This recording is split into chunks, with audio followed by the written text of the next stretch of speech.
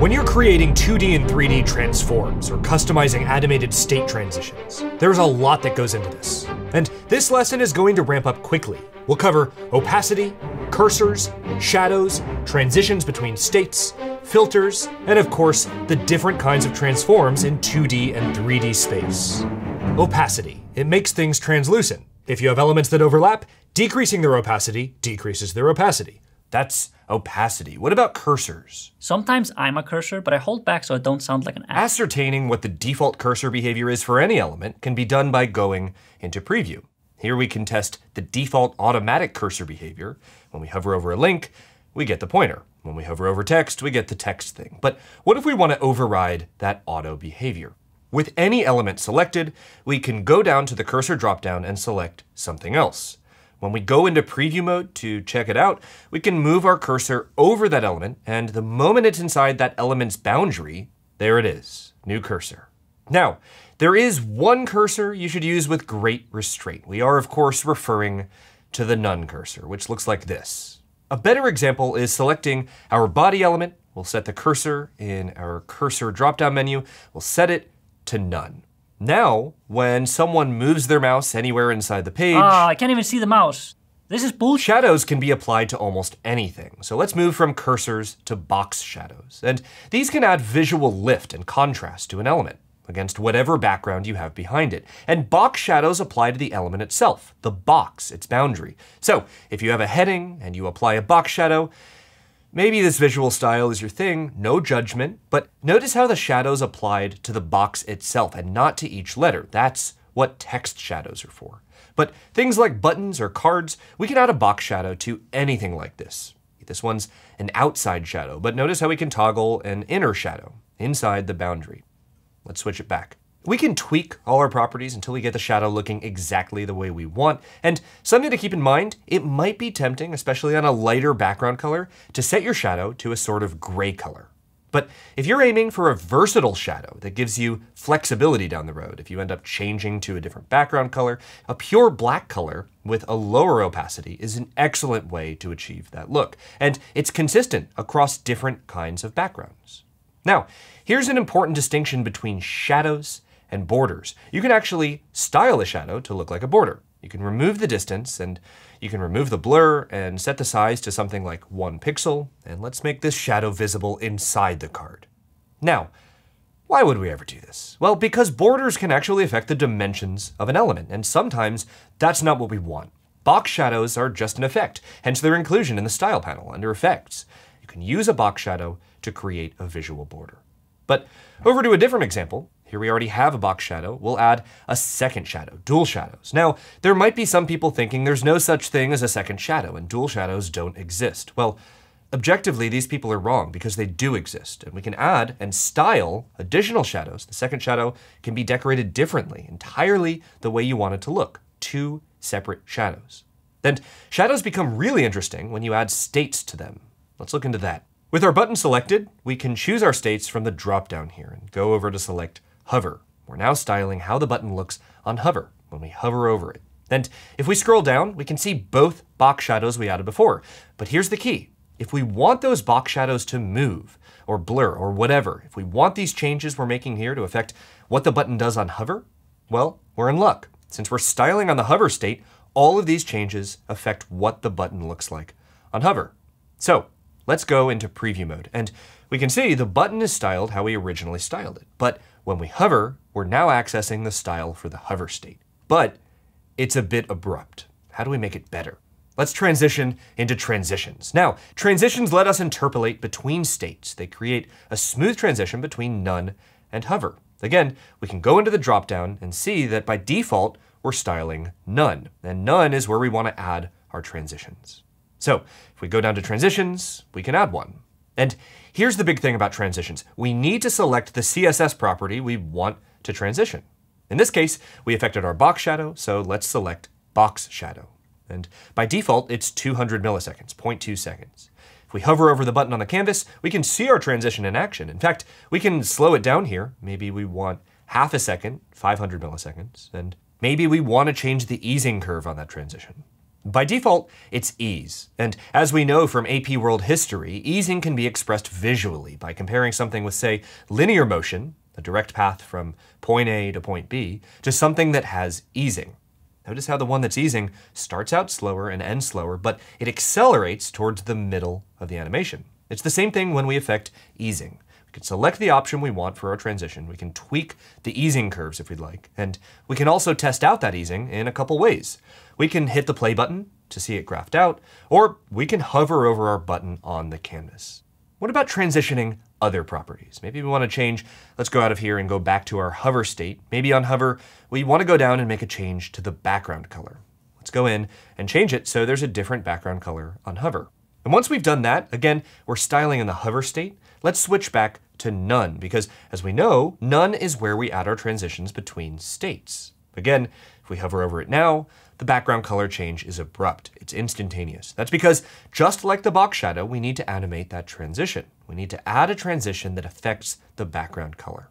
And it's the same deal here. Once we select which property we're aiming to transition, we can set our timing on it, the amount of time it'll take to transition, and we can even go in and adjust the easing curve.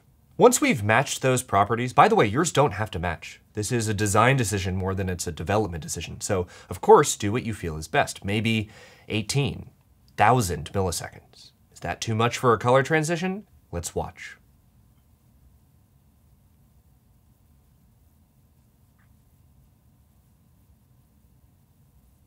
This is gripping.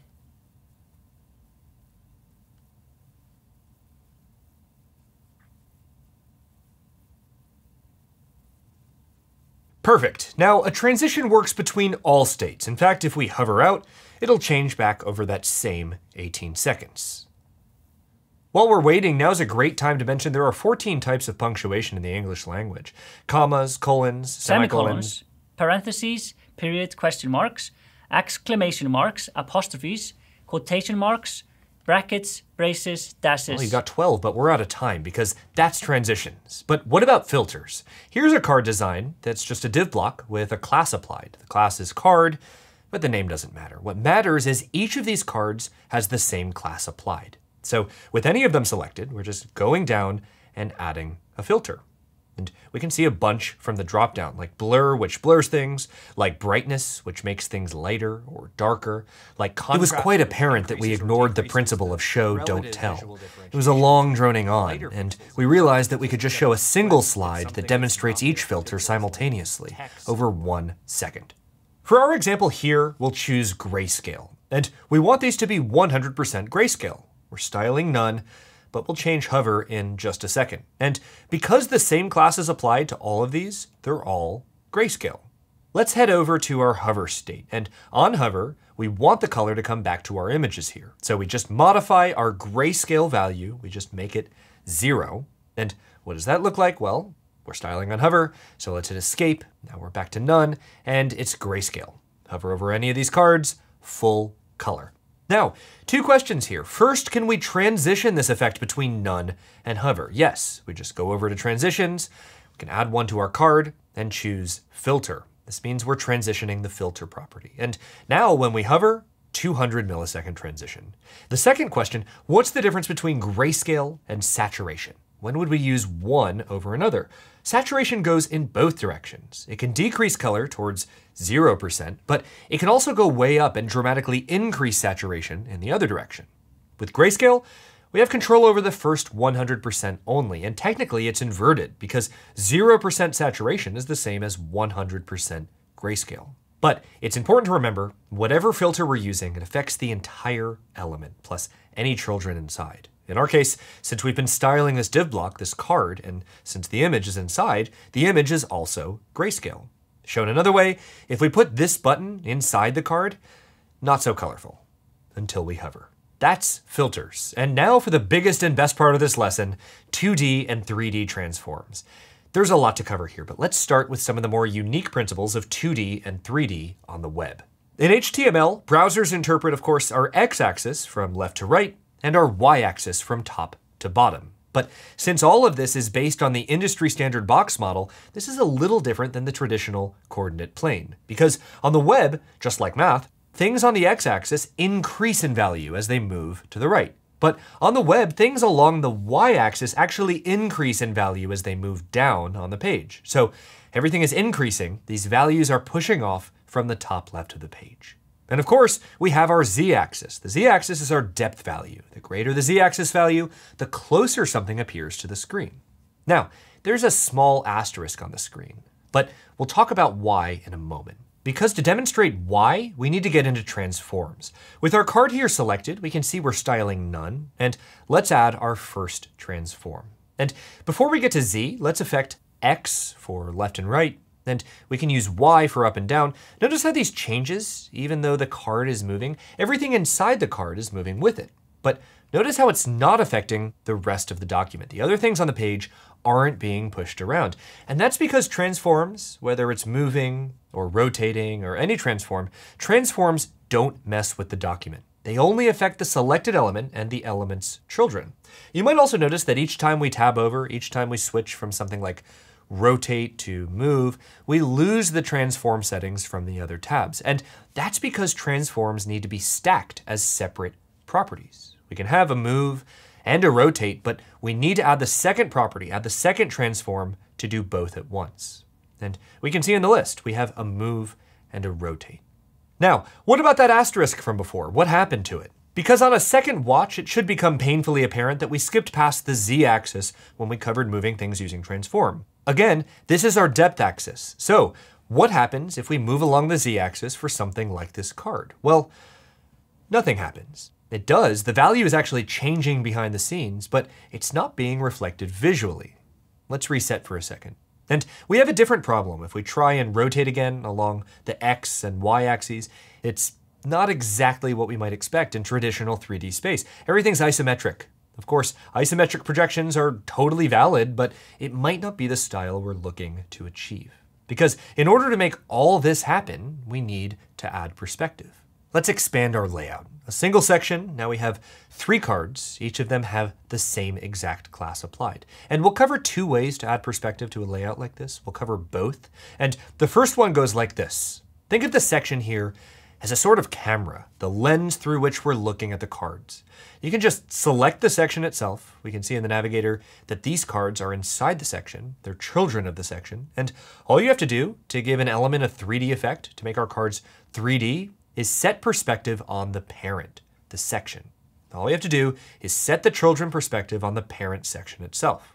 Now, notice how we're changing children perspective, not self perspective. Let's do 1000 pixels right now, but we'll demonstrate what different values do here in just a moment. But first, now that the section has a children perspective set, we can select any of the child elements and actually manipulate stuff along the z-axis. We can add a transform, and we can do something like moving along the z-axis, moving them closer or farther away.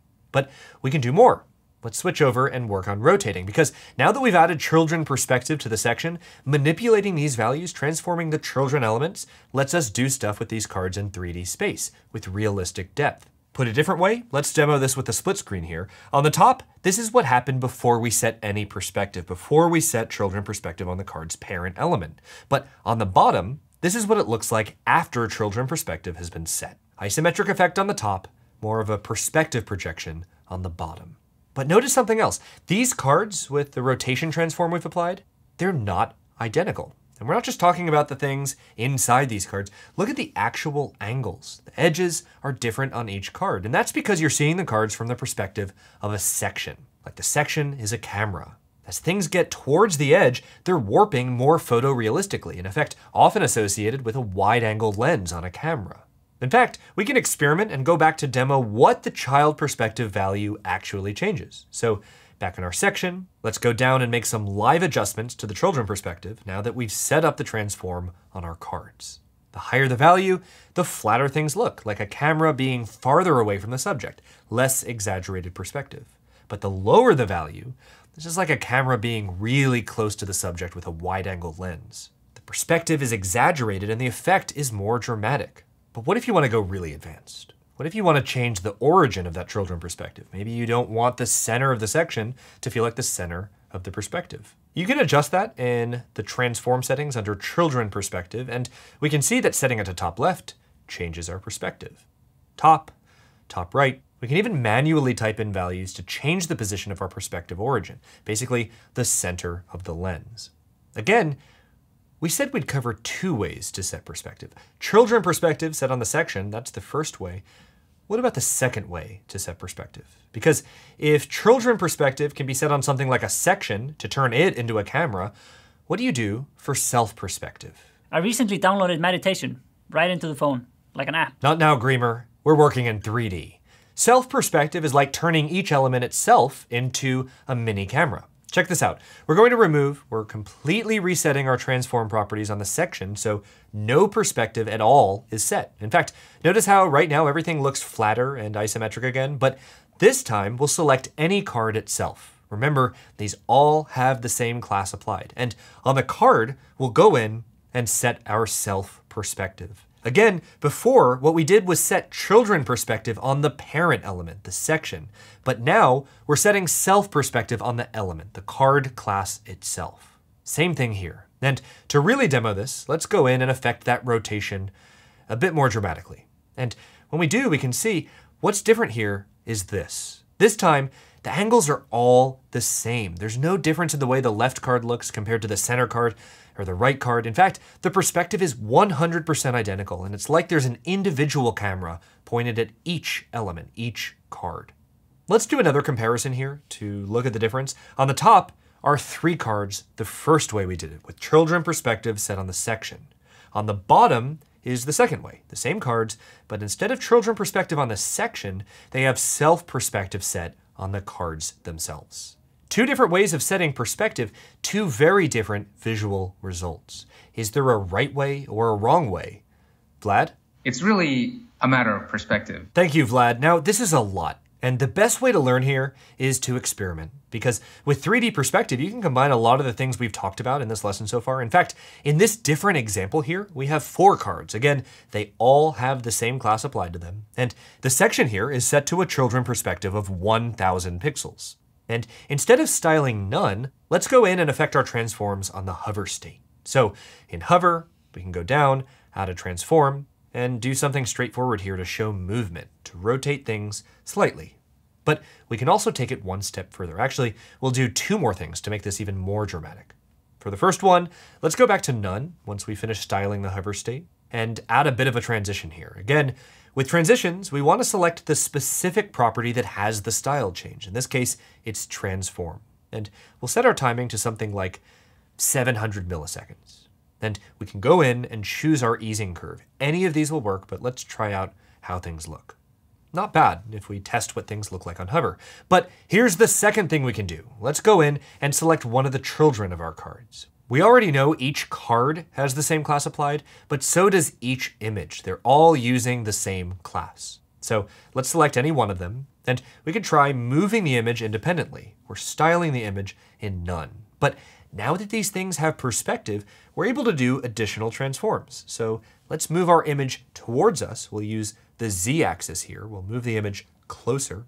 And what does that do? It creates enough separation that when we hover over the card, we can see that 3D parallax in motion. The image is a child of the card, so because it's closer to us now, it rotates with the card and gives us an even greater sense of depth.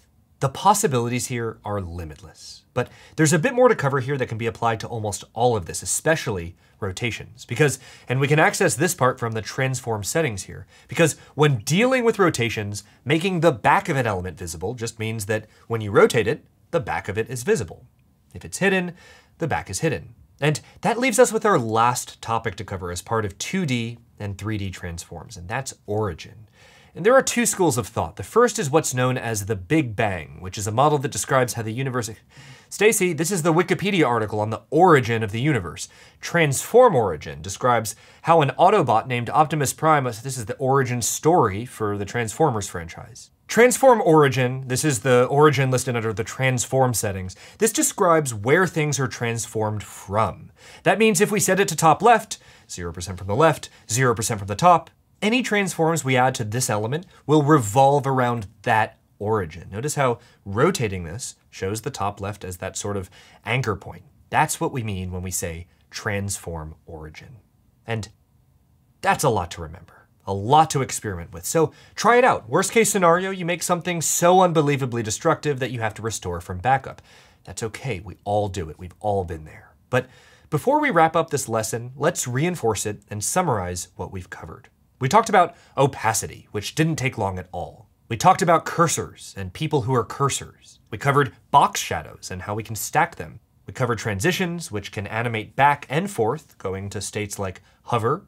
We covered filters and how you can use them with transitions to create visual effects that could rival such films as The Hurt Locker, Wonder Woman, and of course, Transformers. We discussed 2D and 3D transforms, the ability to add things like moves, scales, rotations, and skews. We covered how we can set children perspective on a parent element, like a section, so the children of that section have a perspective projection that turns the section into sort of a camera. We covered how self-perspective allows you to set the same perspective on multiple elements. And of course, we briefly began to cover the origin of the universe itself, before realizing, once again, that Stacy copied an unrelated document from Wikipedia. But that's an overview of effects in the Webflow Designer.